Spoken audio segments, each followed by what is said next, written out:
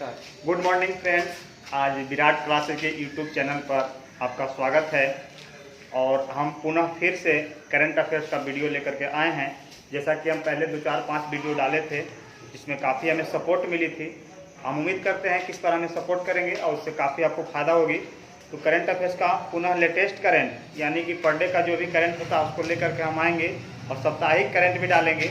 और यदि आप लोगों की इच्छा हो तो हम टॉपिक वाइज भी करंट को पूरा पढ़ा देंगे।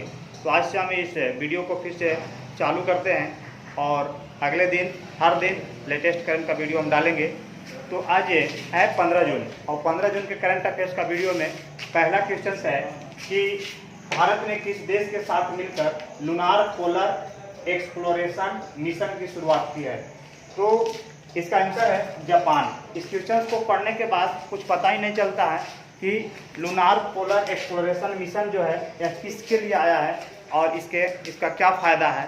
तो ऐसे तो करंट अफेयर्स बहुत मिल जाता है बट मेन करंट में समझना होता है ताकि आप इसे समझ करके काफ़ी दिनों तक याद रख सकते हैं। तो इस क्वेश्चन कहता है कि लूनार पोलर एक्सप्लोरेशन मिशन यह है किस लिए। तो आप जल्दी में देखे होंगे कि चंद्रमा पर लैंडर को उतारने की कोशिश की जा रही थी। तो भारत सरकार ने जापान देश के साथ जापान से ही 2023 में सन 2023 तक इसका डेट रखा गया है। 2023 में जापान से ही लैंडर को चंद्रमा पर उतारने के लिए ऐसा कोशिश किया जा रहा है और इस मिशन की शुरुआत दो देश ने मिलकर किया। एक पहला देश भारत और दूसरा देश जापान। उम्मीद करते हैं कि आप समझ गए होंगे। यहाँ है जापान। जापान से रिलेटेड क्वेश्चन हम कुछ समझते हैं, जैसा कि जापान का जो प्रधानमंत्री हैं उनका नाम है शिंजो अबे। जापान का प्रधानमंत्री का नाम है शिंजो अबे। आप जानते होंगे कि जापान की राजधानी टोक्यो, यहाँ की मुद्रा जो है येन है। और जापान एक ऐसा देश हुआ था जिस पर अमेरिका ने एक बम विस्फोट किया था और वह काफ़ी भयावह हुई थी और 2 बार बम विस्फोट किया था, एक नागासाकी पर और एक हिरोशिमा पर। तो आप बिल्कुल दोनों याद रखेंगे कि जापान पर बम गिराने वाला जो देश था वह था अमेरिका। क्वेश्चन नंबर 2 कहता है कि हाल ही में विश्व रक्तदाता दिवस किस तिथि को मनाया गया। यह ऐसा क्वेश्चन है हाल ही में जल्दी में ही मनाया गया है। इसका 2 क्वेश्चन इसमें इंपॉर्टेंट बनता है। पहला क्वेश्चन कि कब मनाया गया और इसका थीम क्या रखा गया। तो यह है आपका थीम जो हम लिख चुके हैं और दोनों याद रखना है। विश्व रक्तदाता दिवस मनाने का रीजन क्या हुआ और इसको 14 जून को क्यों मनाया गया, इसके पीछे काफ़ी सारी बातें हैं जो आपको हम डिटेल से बता रहे हैं। जैसा कि इसको सबसे पहले मनाया गया 14 जून को, और 14 जून को क्यों, तो कार्ल लैंडस्टीनर के नाम जानते होंगे आप, जो ब्लड ग्रुप को 4 भागों में बांटा था। कार्ल लैंडस्टीनर ने ब्लड ग्रुपों को बांटने का काम किए थे और उनका जन्म 14 जून को ही हुआ था। तो इसी वजह से ये इस तिथि को मनाया जाता है। और इसका थीम क्या रखा गया है, सेफ ब्लड सेफ लाइफ। तो सुरक्षित सेफ ब्लड सेफ लाइफ का मतलब हो गया कि जब ब्लड को बचाएंगे तो हमारा जीवन सुरक्षित होगी। तो अगला क्वेश्चन है कि भारतीय रेलवे ने स्टेशन पर यात्रियों को स्क्रीनिंग के लिए किस नाम से एक रोबोट लॉन्च किया है। आपको दिखाई भी पड़ रहा होगा, सुनाई भी पड़ रहा होगा, तो आप बिल्कुल इसको अच्छी ढंग से पढ़ने का कार्य करेंगे। भारतीय रेलवे ने स्टेशन पर यात्रियों को स्क्रीनिंग करना, इसका मतलब है कि जब देखते होंगे कि अभी कहीं से यात्री उतर रहे हैं या चढ़ रहे हैं तो पहले स्क्रीनिंग किया जाता है ऐसे, यानी कि उसका टेम्परेचर जांच किया जाता है। और यदि कोरोना के मरीज होंगे तो वह काफ़ी खतरे का साबित होता है। तो रोबोट लॉन्च करने से फायदा यह हो जाएगा, वह उससे पता भी चल जाएगा कौन सा किसका टेम्परेचर हाई है क्या, उसको रोबोट को माध्यम से चेक कर लिया जाएगा। तो ऐसा करने वाला एक जो लॉन्च किया गया उस रोबोट का नाम है कैप्टन अर्जुन।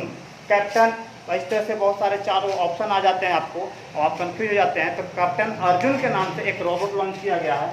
आप ध्यान रखेंगे इसके लिए, तो कोविड-19 की जांच के लिए, स्क्रीनिंग करने के लिए ध्यान रखेंगे। इसके बाद क्वेश्चन नंबर 4, हाल ही में कौन सी देश ने सोजाधा नामक पहल की शुरुआत की है। ऐसे आप क्वेश्चन को देख लेंगे और आंसर मिल जाएगा बांग्लादेश। पता नहीं चलेगा सोजाधा क्या है, पहल क्या है और बांग्लादेश ऐसा क्या कर दिया। सोजाधा नामक पहल का शुरुआत करने वाला भारत का दुनिया का एक देश बना बांग्लादेश, जो पहला देश बना। इससे फायदा क्या है, कोविड-19 यानी कि कोरोना महामारी आप जान रहे हैं पूरे देश में फैला है और इन 200 देशों में तहलका मचा के रखा गया है। ध्यान रखिएगा, 200 देश में यह तहलका मचा दिया है कोविड-19।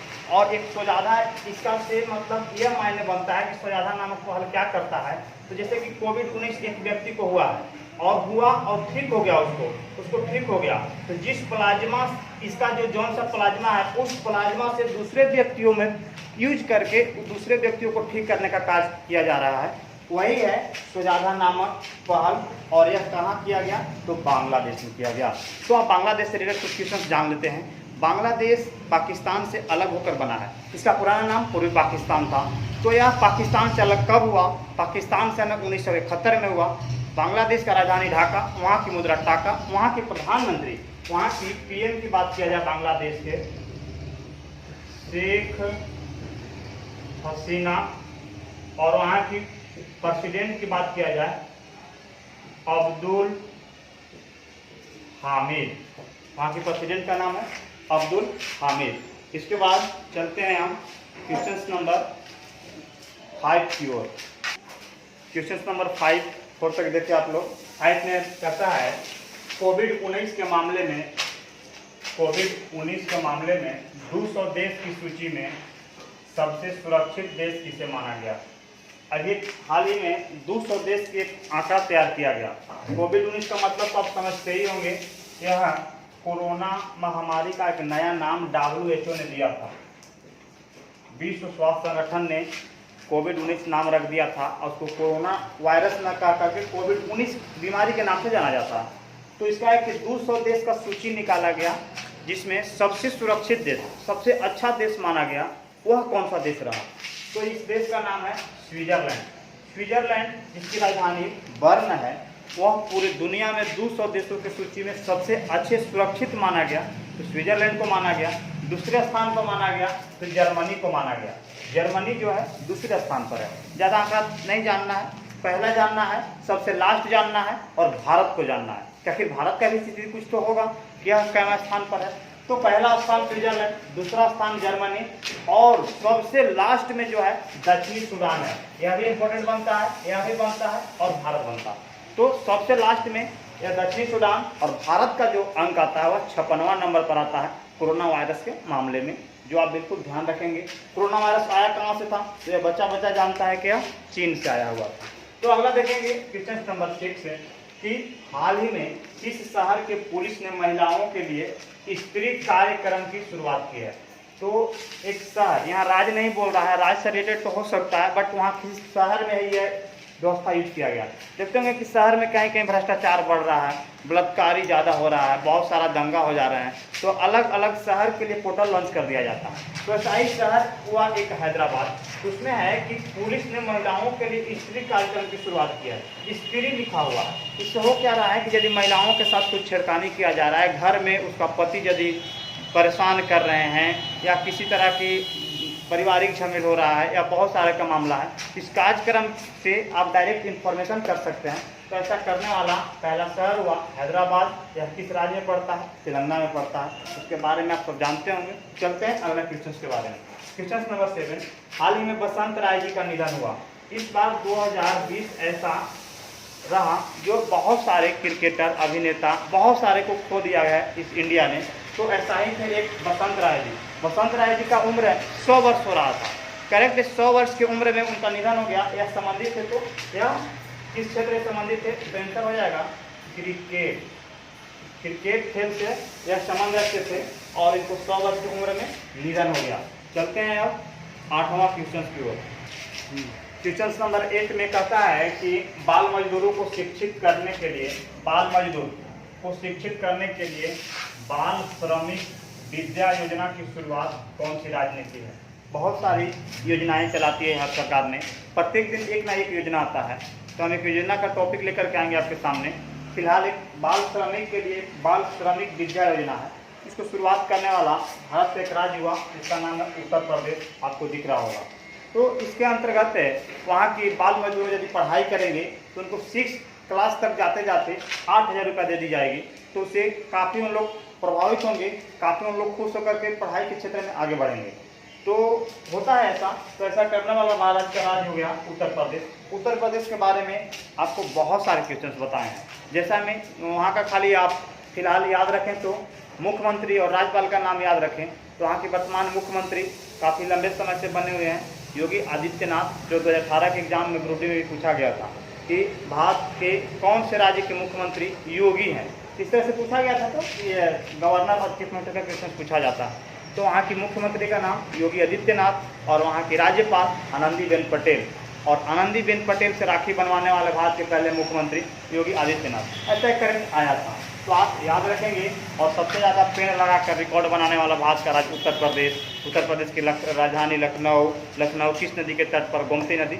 अनेकों प्रकार के क्वेश्चन है जीएस के तौर पर आप याद रखेंगे। क्वेश्चन नंबर 9, फीफा रैंकिंग में भारत कौन से स्थान पर रही है?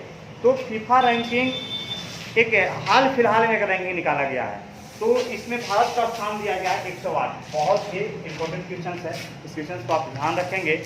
तो अब बात करते हैं फीफा में सबसे टॉप पर कौन आया होगा? तो बेल्जियम, और भारत का स्थान दिया गया 108। फीफा के बारे में बात करें तो फीफा की स्थापना 1904 में हुई थी। फीफा का फुल फॉर्म की बात करें, फेडरेशन इंटरनेशनल फुटबॉल एसोसिएशन, एक फुटबॉल की एक संस्था है फीफा, जिसका वर्तमान में अध्यक्ष की बात करें तो गियानी इन्फैंटिनो इसका वर्तमान में अध्यक्ष हैं।